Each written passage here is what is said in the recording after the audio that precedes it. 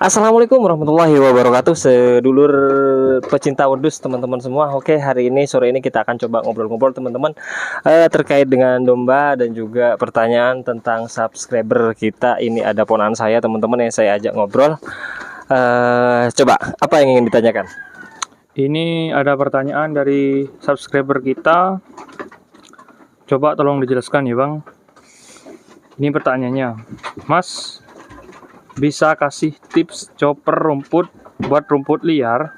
Soalnya rata-rata produsen chopper untuk demonya selalu pakai rumput gajahan saja. Terima kasih. Coba tolong dijelaskan Bang. Oh, ini ya terkait dengan mesin chopper ya, chopper yang untuk rumput liar ya teman-teman. Jadi gini, kalau chopper itu kita tidak bisa kasih contoh ya, karena memang kita sendiri pakainya multifungsi dan pakai rumput liar biasanya itu aman-aman aja. Cuman kalau teman-teman mau pakai chopper yang khusus untuk rumput liar, biasanya pakai chopper yang pemotong. Nah, pemotong atau kalau pengen yang hancur, saya itu pernah lihat punya teman saya itu ordernya di Banyuwangi di Dadung Awu Farm teman-teman, itu choppernya hancur halus, rumput liar, jerami juga. Jerami kering itu halus. Kalau kita pakai chopper yang multifungsi biasa atau chopper yang ini, yang pemotong itu kan nggak bisa halus teman-teman. Jadi kalau pakai itu dia hasilnya halus. Cuman memang kekurangannya kalau chopper yang seperti itu, dia ketika kita gunakan untuk rumput gajahan, odot, pakcong dan lain sebagainya, dia kadar airnya itu akan keluar semua teman-teman. Jadi batang yang keras-keras itu akan tercacah secara halus semua. Jadi kadar airnya itu jadi tinggi. Itu kekurangannya sebenarnya kalau chopper yang dia sistemnya itu pemukul, pencacah sampai halus teman-teman. Beda kalau chopper yang pencacah dia bisa cuman cacahnya sepanjang-panjang 2 cm atau 1,5 cm itu teman-teman. Itu bisa kadar airnya nggak keluar semua. Jadi kalau kita silase tidak perlu banyak tambahan pakan kering. Atau kalau teman-teman punya chopper yang seperti itu, disiasati dengan hijauannya dijemur dulu atau rumput keringnya dijemur dulu. Sudah kira-kira sangat layu atau sudah hampir kering baru teman-teman cacah. Atau kalau misalnya dengan gajahan itu sudah kering dulu lah, sudah kering baru teman-teman cacah. Ada pertanyaan selanjutnya? Oke, ini ada pertanyaan selanjutnya dari subscriber kita juga. Kalau kita breeding domba lokal dan komposit, bagaimana dengan penjantannya Mas? Mending pakai penjantan jenis atau pakai lokal saja? Oke, silakan dijawab juga Bang. Oke, kalau untuk breeding kita gunakan domba lokal ya, breeding domba lokal atau komposit. Kalau untuk pejantan sih saya selalu sarankan untuk pakai pejantan bagus ya.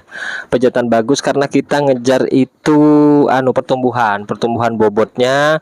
Jadi di usia yang sama seperti asli domba lokal dengan pejantan lokal, itu kemungkinan besar dia bisa kenaikan berat badannya itu dan pertumbuhannya itu bisa lebih cepat. Misal nih teman-teman ya, kalau disapih dengan umur misalnya 5 bulan ya, cepet sapih umur 5 bulan dengan pejantan yang super teman-teman, itu bisa dijual misalnya angka 500.000 sampai dengan 1 juta teman-teman, 800.000 sampai dengan 1 juta. Tapi kalau domba lokal, kemungkinan yang bisa menyentuh angka seperti itu di usia dia siap kawin atau di usia dia setelah kawin, kisaran di usia 7 bulan atau 8 bulanan itu teman-teman. Itu baru bisa menyentuh angka seperti itu. Jadi kita kan bisa hemat waktu dan juga bisa hemat dari segi biaya. Itu teman-teman, biaya pakan maksudnya teman-teman. Ada lagi pertanyaan-pertanyaan kita sekarang ini. Tentu ada dong Bang. Nah, ini juga ada pertanyaan dari subscriber ya. Saya mau ke domba tapi belum nyetok pakan. Apakah kesusahan nantinya Mas mau beli 10 indukan? Coba dijelaskan Bang, biar paham subscriber kita. Oke, kalau kita mau ke domba, dari kambing ya beralih ke domba, dengan populasi 10 ekor belum nyetok pakan. Kalau menurut saya sendiri sih aman ya, karena kalau populasi 10 ekor itu kita ngarit sendiri masih mampu kalau menurut saya, karena kan kita juga di 20 ekor itu kalau menurut saya ngarit sendiri masih mampu, masih aman-aman saja. Jadi kalau misalnya teman-teman mau beralih ke domba dengan populasi 10 ekor, di bawah 20 ekor lah, tapi teman-teman itu masih belum punya pakan, gas teman-teman, gas, jangan sampai diundur karena pakan domba itu lebih mudah daripada pakan kambing. Kalau kambing kita harus lebih banyak pakan ramban karena kebutuhan proteinnya lebih tinggi. Beda dengan domba. Kalau domba itu mayoritas dia pakannya itu adalah rumput ya, rumput liar, atau bisa rumput gajahan atau rumput budidaya, dan juga bisa kita pakainya ramban itu teman-teman. Jadi tidak terlalu ribet kalau menurut saya di domba ini teman-teman ya. Ada lagi pertanyaan yang perlu kita jawab sekarang. Iya, ini pertanyaan terakhir. Untuk peternakan kita itu dikasih makan apa bang, kambingnya atau dombanya? Pakan ya. Kalau pakan kita semua pakan masuk sih sebenarnya. Semua pakan masuk, dari pakan kering, pakan hijauan, konsentrat, silase, fermentasi kita masukkan semua. Dari jungle jagung, klilit kopi, terus kelaras pisang, apapun yang masih mau dimakan sama domba, termasuk kelobot jagung yang sudah kering kita masukkan juga. Semua jenis pakan yang masih bisa dimakan kita masukkan. Jadi kita memang setel domba itu tidak pilih-pilih pakan, karena nantinya kalau kita kekurangan pakan itu biar nggak ribet. Kalau kita kasih dia pilih-pilih pakan, takutnya nanti ketika musim kemarau kita susah cari pakan, dombanya itu kita sudah capek nyari makan, dia malah nggak mau, kan ribet di kita sendiri.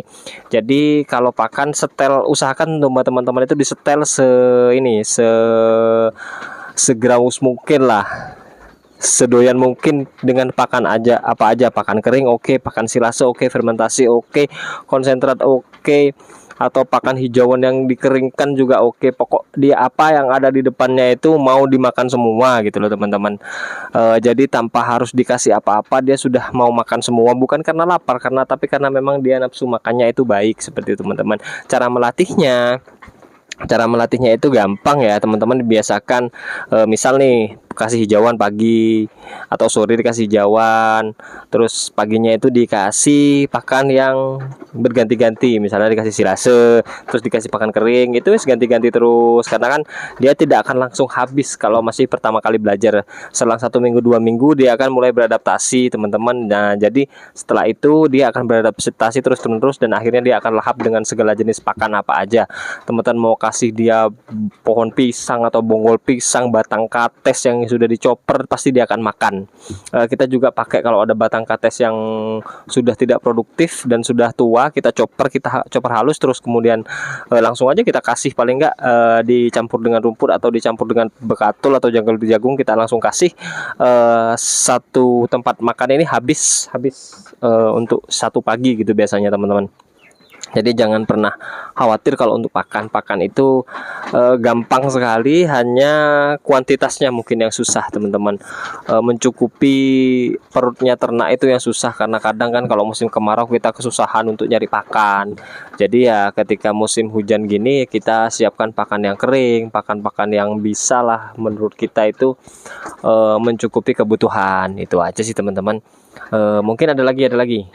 Sudah tidak ada. Oh, sudah tidak ada. Kalau kamu sendiri ada nggak pertanyaan buat domba ini, gimana supaya sukses jadi peternak domba, atau gimana supaya bangkrut jadi peternak domba? Coba.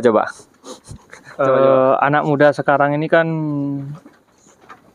banyak yang mau kerja kantoran, tidak ada yang mau bertani atau berternak. Bagaimana itu bang?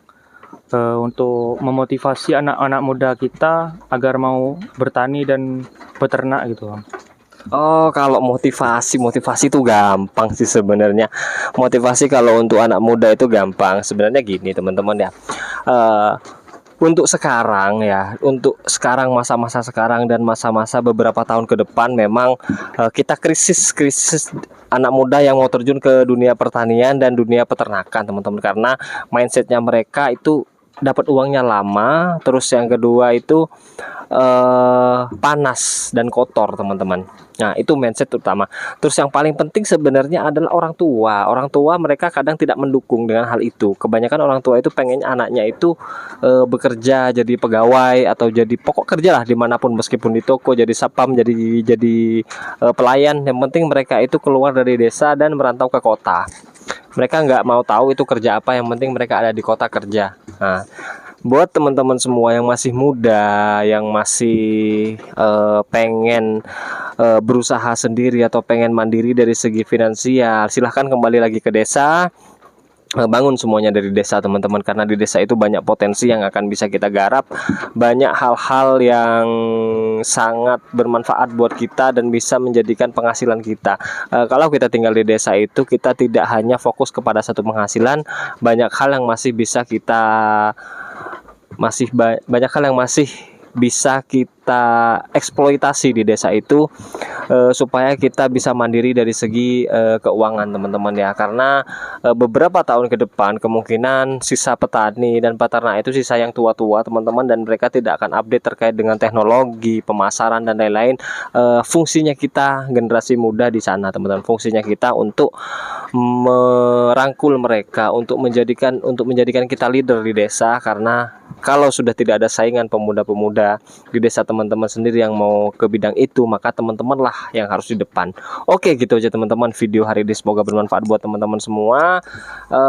Saya akhiri, wassalamualaikum warahmatullahi wabarakatuh. See you next time.